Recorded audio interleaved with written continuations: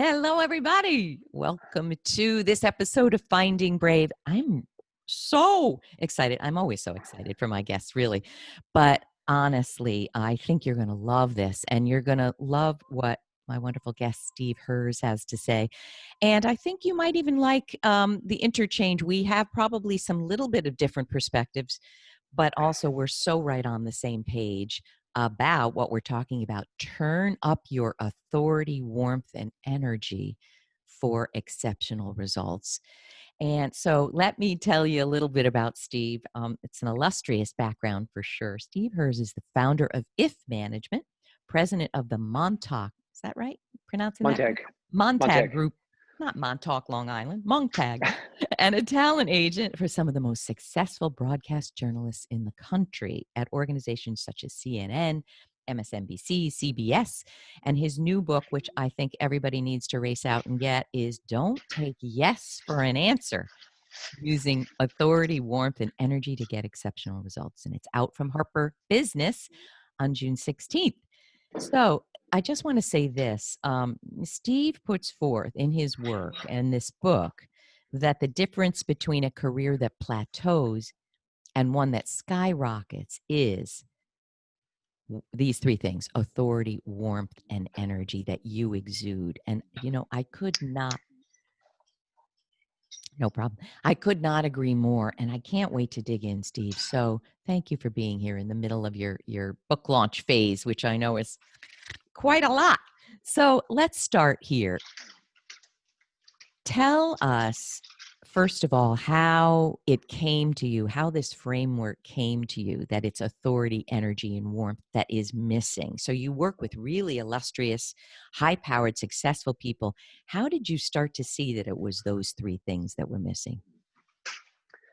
I think it's just a function of thinking about all those people in the world who work hard, who study hard, who go to the right schools, who do all the right things, and are plateauing, as you said, that I say in the book, versus that other group of people who seemingly are doing the same thing. They're working hard, they're studying hard, they're doing all the right things, they're showing up on time, and yet one group is soaring and the other one isn't, right? Yeah, right. And you're kind of saying to yourself, well, what's the difference? All the things we're told in life, if we go to get all straight A's, if we go to the right school, if we get the good job, then in that company or when we start a business, we'll soar because that's all it takes.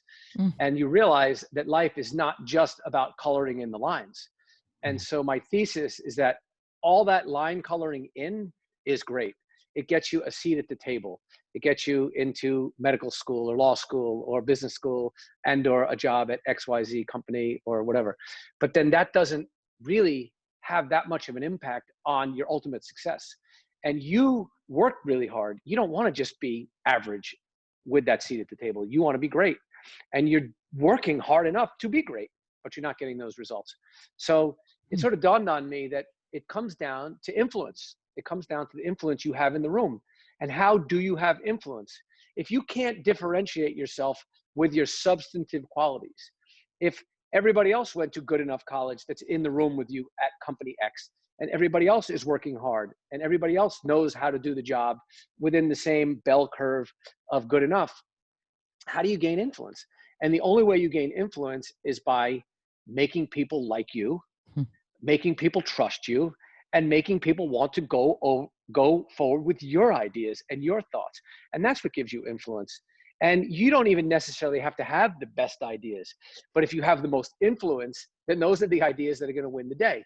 I mean, that's a whole other argument, but let's put that aside for the moment. Fascinating. So tell me, just to finish the thought on just this one thing, is that when you think about making people like you, making people trust you, making people want to go along with your ideas, that's what my premise of authority, warmth, and energy is. It's just a shorthand acronym that is easily teachable, easy to remember, easy to access and apply. And it's basically just a hack. Awe is a hack. It's a simple little life hack, if you will.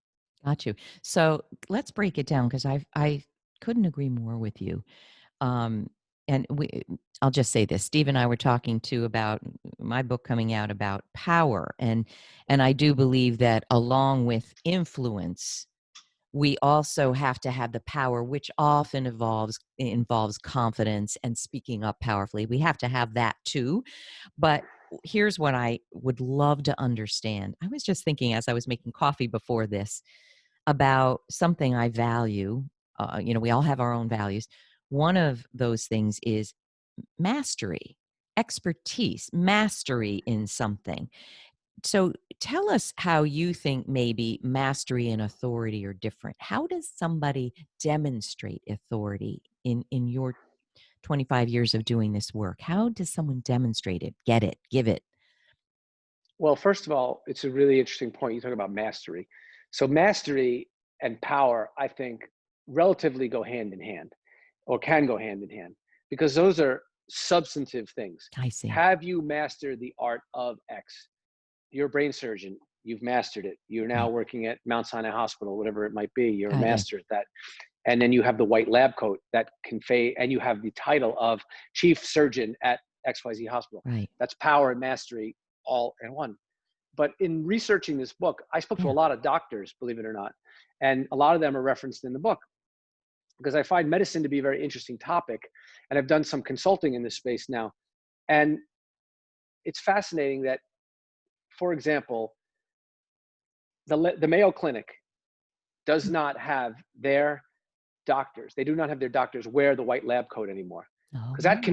that conveys power, right? They That's a don't level want of that. authority. That's a level of authority.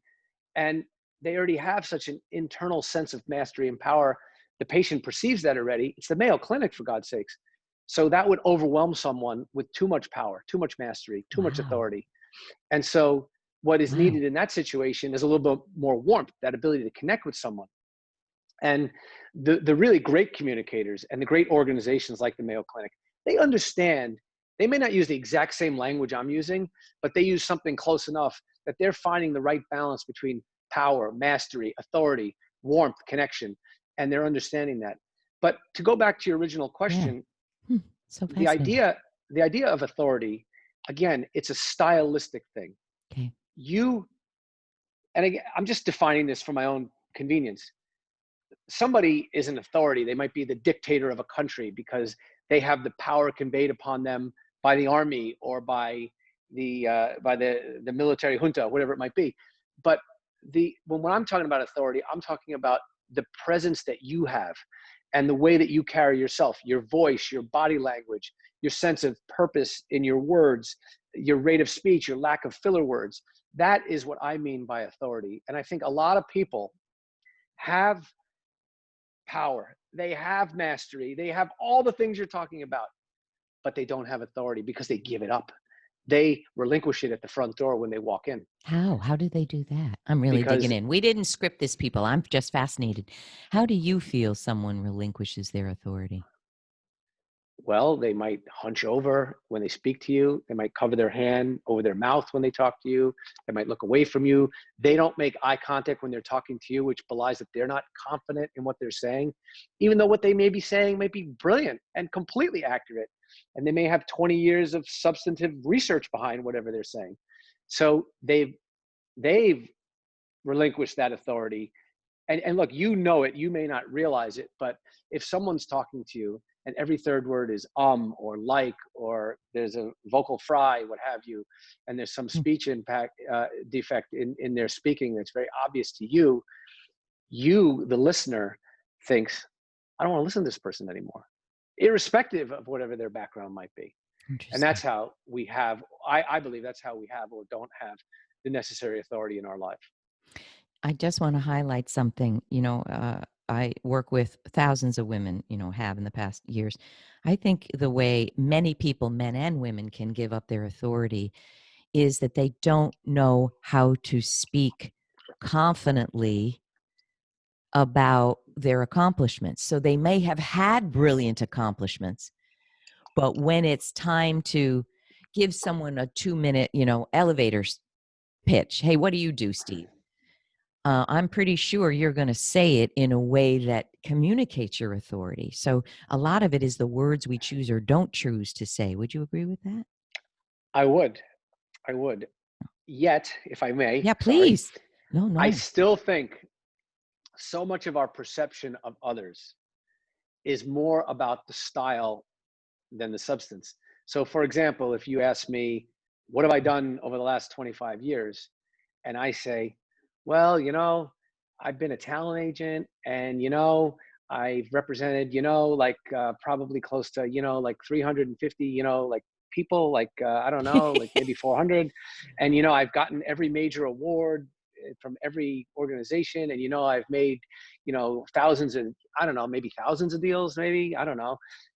Okay. Now I did that metaphorically, kind of bragging. Some of what I just said isn't even true, but just to try to hype myself up substantively versus I've been a talent agent for the last 25 years. I've probably represented dozens of different people in a multitude of different situations. And my career's been interesting. I've had a lot of great experiences. I think that second part sounds a lot more authoritative than the first one, even though it's much less substantively firm than the first one. Getcha. Well, I think why I like the second is you're not regaling me with your awards. You're just speaking. Right. And that goes to warmth and energy, I think, too. I love it. I love it. All right, let's talk about warmth. And I can't wait. I have questions for you Please. because, having been a former therapist, um, I tend to go deep as to why someone is not communicating or relating with warmth. And I think there's a ton of reasons for that. But I'd love to hear what you have observed. Well, what is warmth? So if someone, and how do you know? Like you even said, before we clicked on record, well, something like, well, Kathy, you have, warmth or whatever. How do you assess it? And then when someone's lacking in it, what do you do with them? How do you help them? So first of all, I think you have warmth because you smile really easily. Mm. You have really good vocal variation in your voice. You'll bring your voice down. You'll whisper a little bit, and you're very expressive. Also, when you Mm. speak, you are very emotionally connected to your own message. So I feel Oh, your emotions are coming across in what you're saying, and I feel like you're so passionately committed to what you're saying love that it. it makes me connect with you. You know what I mean? Oh, And so, so love that. Thank you.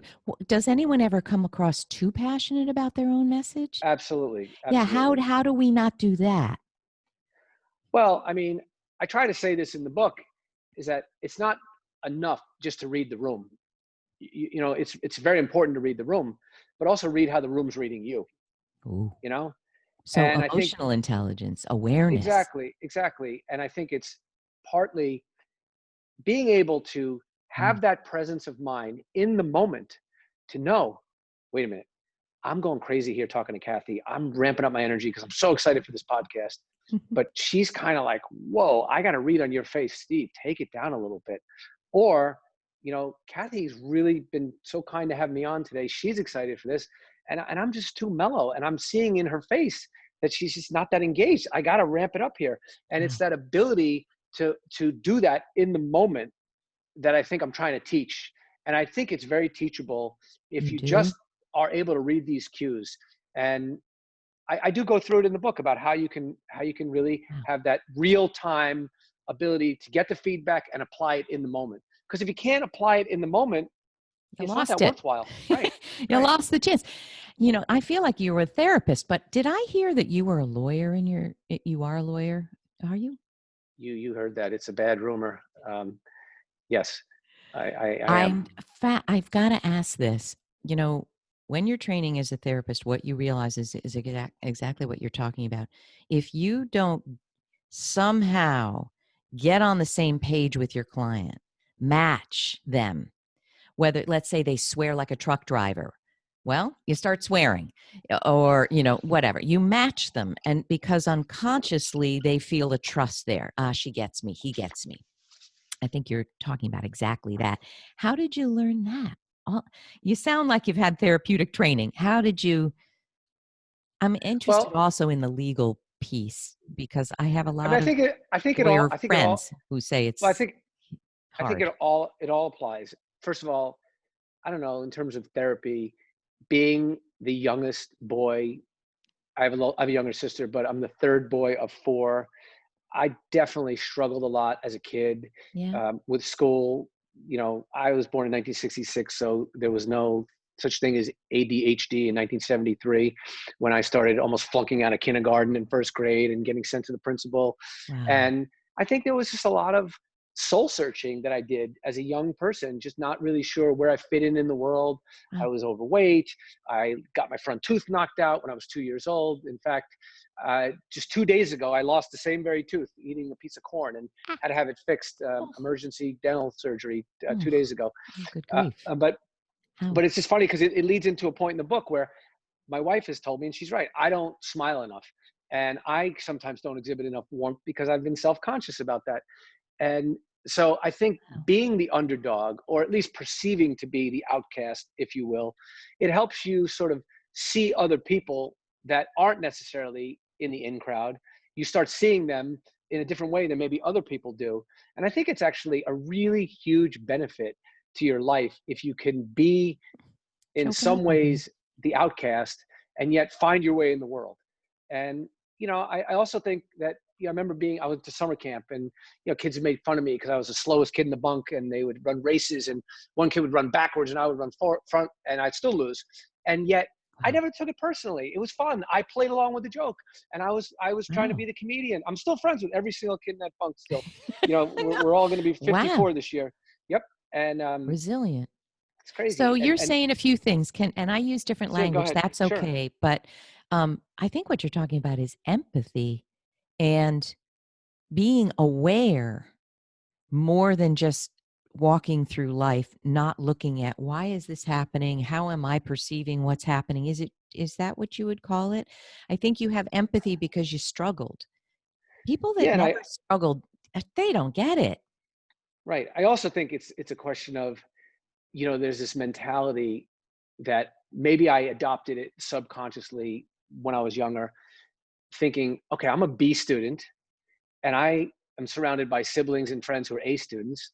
What am I going to do to make myself better? How am I going to succeed in this world? What am I going to do? And so when I got into high school, I became a writer. I was the editor of the school newspaper for the sports, and then went to Michigan and Wow. continued that. And what instead of dwelling on my shortcomings relative to others, what am I going to do about it? And what am I going to soar with? And that's what I Mm. think I achieved, because you can't sit there and worry or even think about comparing yourself to other people, especially in certain metrics where you're not going to win. What's the Oh, point? It doesn't matter. And so this is you can so only important. control. Say that again. People, listen. Well, I truly believe that. I think, one of the things I always say, and I don't think I invented this, but I say it anyway, keep your own scorecard. Keep Mm. your own scorecard. And who cares? Just get the best grade you can get for yourself. If everybody else is getting A's, metaphorically, and the best you can do is B's, well, damn it, be happy you got the B because you worked hard for that B, if that's the best you can do. But score yourself on your own thing. And I think, to the extent that I've become a pretty good agent, is because I figured out a way early on to really relate with people and connect with people. And I also think, honestly, just one other reason is that since I've been really little, I've always loved the game of chess. And I do think that that helped me in my legal training too, is because you think about it, what am I doing for a living? I'm selling and signing clients, and then I'm negotiating for a living on behalf of those clients. And I think the best people at that job are the ones that can always see it from the other person's perspective, because it does create, like you talk about, this empathy, this ability to see the whole situation. And when somebody sees that you're seeing them and you're not invisible to them and you're acknowledging them in many respects, with your presence, your voice, your tone, your demeanor, your actions, your words, then they're going to respect you. There's going to be an automatic reciprocation. And if it's That's absent, you're just killing each other. I love it, Steve. I want to add this. We Everything is energy, and if you're coming at them, a lot of people will listen and go, "All right, I'm going to be warm. I'm really going to work it. I'm going to be warm," and it's BS. Well, everything is energy. You can't come to the table, to negotiate, act pretending that you really care about a mutual win-win, and you don't, right? Don't you think that we sense BS? So you, Uh, in some way, have to actually mean it. Would you agree with that? Absolutely. I think that when you're in the kind of job that I'm in, where I'm dealing with the same people day after day, week after week, month after month, year after year for now almost 30 years, As an then agent, you mean, as Steve? as an agent in this Wow. new coaching business that's been only about 4 years, it's a little different. But in my prime career, you can't bullshit people and then come back to the table with them a week or a month later. Mm. I mean, some people do it, by the way, and they try to keep up that level of BS, but ultimately they're found out. And I also just think it's a horrible way to go through life. I mean, who are you kidding? You're just kidding yourself. And I think those people I are the agree. ones that secretly are miserable.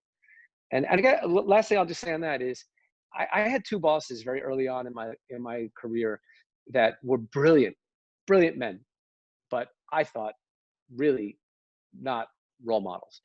Both very, very morbidly, gigantically beyond anything obese, seemingly very miserable, and not nice people. And I thought, like, okay, they made millions of dollars. They were very successful, but to what end? Who cares? I didn't want to end up that way at 50. That wasn't my goal. I love it. I love what you're saying. We didn't talk about this, but I wonder what you think too. Um, since I became a therapist, I noticed narcissistic personality disorder is pretty rampant. The research says about 10% of the population has either narcissistic personality disorder or borderline personality disorder or both. Um, I think it's more than that because those who are narcissists don't get diagnosed, they don't go for help. But even if it is 10%, think of all the millions of adult children of narcissists walking around. But what you were describing there sounds a little like narcissism: lack of empathy, lack of accountability, think they're better than, they don't have to follow the rules. Did you see a lot of narcissism in, do you see a lot of narcissism in the world you're in? Yes and no. I think that there's definitely some of it. You know, when you put yourself out there for public consumption, as many of our clients do, there's definitely an element to that. But I feel like we as an agency, we are Hmm. kind of like, I like to think of us as, I don't know if your audience will know this, the Hamish crowd, you know, the Mhm. like kind of a little nerdy, not quite that slick, what have you. We're not driving Ferraris, you know, we're Yeah. driving the minivan type of thing. And our clients are fine with the agent that drives the minivan, not the Ferrari. Gotcha. And I don't have any bling, as you see, but you know, and I think that type Get of it. person is more attracted to this kind of an agent that's not a narcissist. Love it. And so, but it's out there. It's definitely out there. I love it that, obviously how we are is a filter for who's going to find us appealing, attractive to work with, right? I love it. So we have the third element, energy. Give us some hacks about how you convey the right kind of energy, because as you said, if you come in way over the top, I mean, I've even had to, I'm Greek and Italian. Whoosh, the arms are flying, I've even had to tone it down to some friends who aren't like that because I can feel or maybe they're extremely introverted and I'm not. I'm an extrovert or an ambivert. So I know when I have to tone it down because it's just a little much for them. But what would you Right. say are some hacks for people to assess their energy, what do we have to do? Well, I think one thing about energy, and I talk about this in the book, is just the way that you speak. Mm, So I think, again, I'll just give you a compliment because I truly mean it, is that you could be very high energy or low energy. I'm talking about you specifically, Kathy, Kathy in Caprino. right, whatever I'm mode you're fascinated. in, right, whatever mood you're in, whatever your audience is, whether it's calling for higher or lower energy, that's fine. But you are still going to be emotionally committed to your message, right? And I think that when you communicate that way and when you show inflection, Wow. you're not you're not monotone. You're not flat in your delivery. You're not just going through the paces of what you're saying. There's a deliberate unpredictability to your communication because of that. You're Un- varying your pitch, you're varying your pace, you're varying your volume. And because you're doing that, whether it's high energy or low energy, you're still inflecting. And what I say in the book is inflection is infection. So if you infect the listener with your enthusiasm for your message. And you can achieve that whether you're, listen to me, I'm telling you this, or I understand what you're going through. What is happening to you is, as long as you still have those elements, you're going to energize your audience, right? How And you may have to fascinating. vary it. Okay. And the other thing is, in terms of energy, is this. Again, these things go hand in hand. And, you're a smart person. And I think most of the audience here, we've been trained to communicate in some way since we're born. If you use warmth in the right way, for example, right now, you're a fantastic listener. If your audience can see, Thank you. I'm talking, you're acknowledging everything I'm saying with your body language, with your face, you're nodding, you're giving me all this positive feedback. You're just such a great attentive listener. And that's energizing me because I want to tell you more because I see how excited and interested you are just with your face. Wow. And if you didn't do that, then I should say, oh my God, Jesus, Kathy just does not give a crap about what I'm saying right now. I better stop. Right. And it's that ability, like we talked I about love it. I'm earlier, gonna to be cry. able to read this. Thank you for the compliment. It means the world to me. People have said, and I never really quite understood it. You, Kathy, you make me feel that I'm important, that I'm special when you talk to me. And I thought, how do I do that? I wonder. Oh, that's nice. Giving myself a compliment here. But back to inflection for people who don't know what that word is or how to do it. Can you tell us a little more, Steve? So again, there's really only three things you need to know about with regard to inflection. And Ooh, if you think about it in terms of music, if anybody here plays the piano, you got a high C and then a low F, whatever it is. You can see you stop. There's a pause. Think about I think it's Beethoven. Dun dun dun dun. yeah. Then there's a long pause. Dun dun dun dun, and then it speeds up. So what's Da-da-da-da-da. happening there? Right, exactly. What's happening there? There's a variation in pace. There's a Yeah. variation in pace. If there was no variation in pace, it would be dun, dun, dun, dun, dun. Right. So inflection is just variation of three things. Hmm. Your pitch. Again, if it was a C note all the time, it would be da, da, da, da, da, da, da. You'd just be so bored with it after five notes, right? So you're varying your pitch, your pace, Interesting.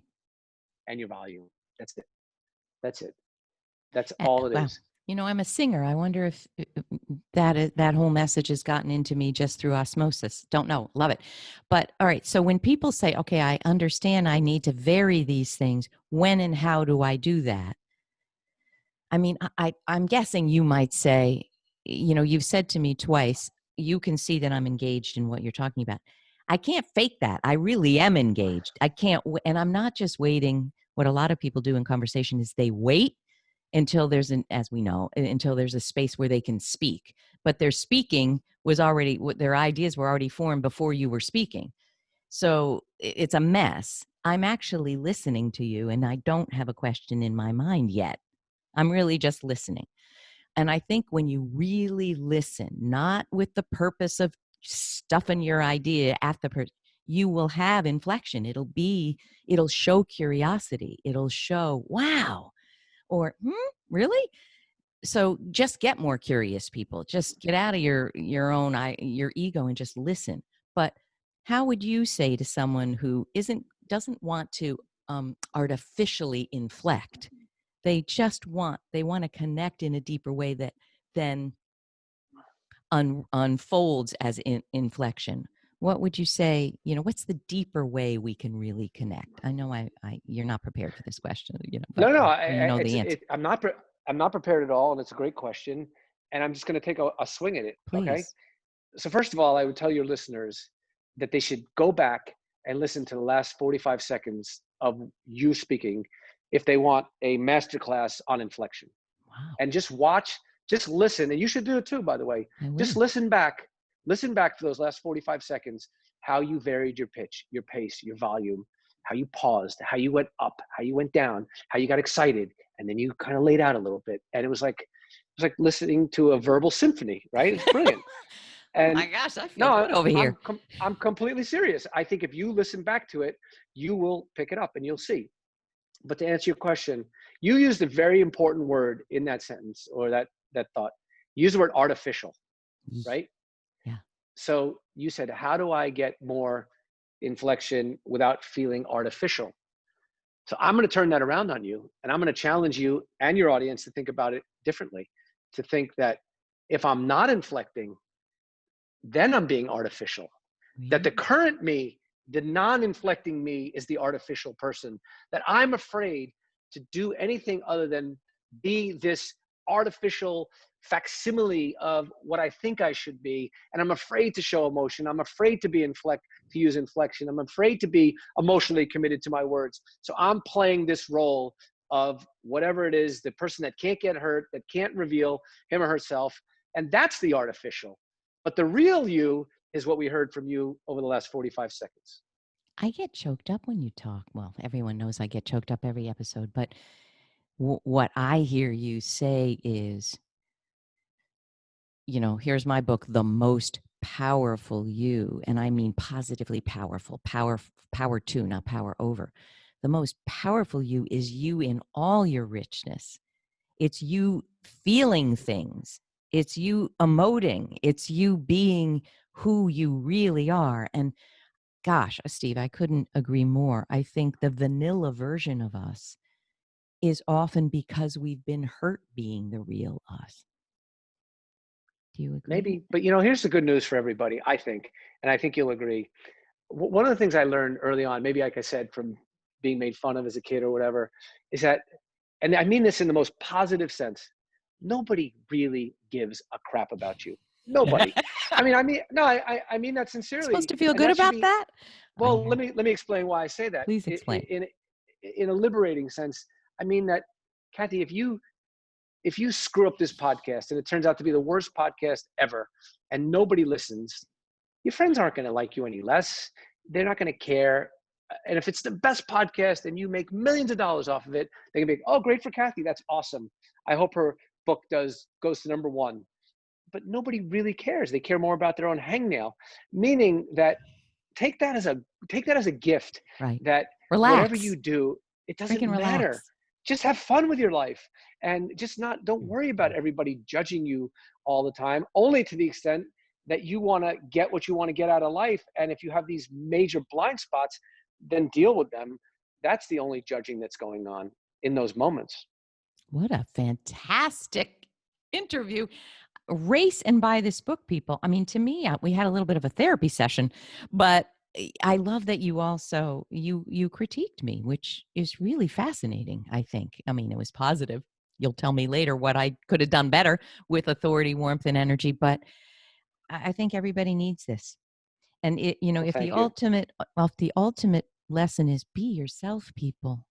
You were talking, I just want to say this. You were talking earlier about, look, if everyone around you is getting A's at Harvard Law School and you can only get B's, embrace it. I was telling a family member the other day, grades are vanity metrics. I mean that.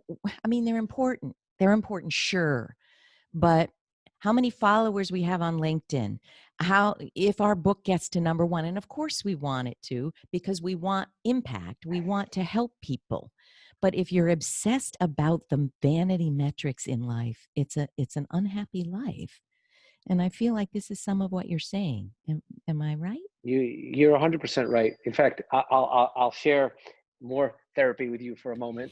In that, I've been a person for the last 53 years who lived in the shadows in the world, in the sense that I'm not a famous person. I never even had a Facebook page or Twitter or any of that stuff. And only in the last, several months since the book is about to be launched that I have all that stuff.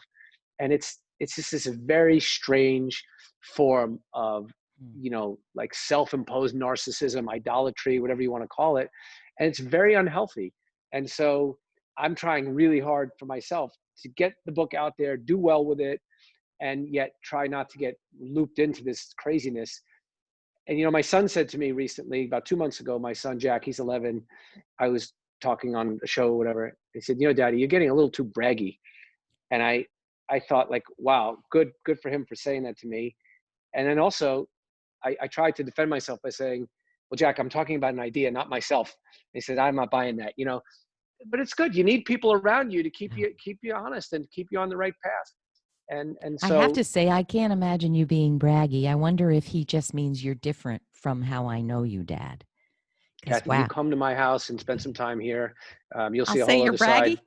braggy. We'll never let your audience into that, but I'm on my very best behavior for you. I'll Okay, trust you're me on not that. braggy today. Oh, I love your little son I love that you created a space where he could say that to you. You're not a Well, my narcissist. book is called "Don't Take Yes for an Answer," so he's living the message.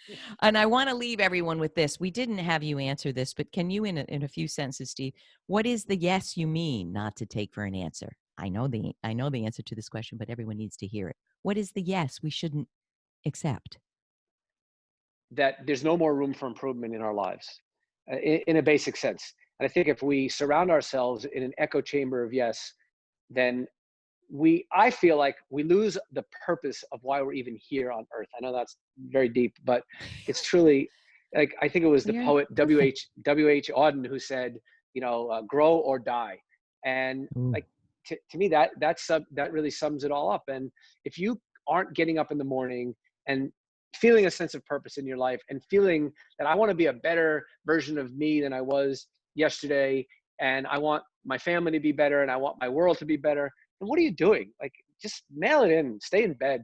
I don't know. Like, at least for me, that makes it not worth it. And hopefully those people who like that message will want to read the book. I And if think it doesn't resonate with you, then don't buy it.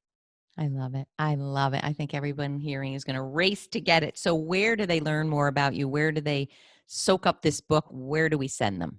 What's the best So place? there's just one place. They just go to this website that I created. It's called www.stephenherz, STEVENHERZ.com. And we have all the information on the book, one click to buy it, all the social media craziness. You can follow me on everything but TikTok. And the other thing is, just for your listeners, that if you don't want to buy the book, we even put out a free guide. It's an 8-page guide. If Love you it. just sign up for the email, and then we give you an email every day, a teaching guide.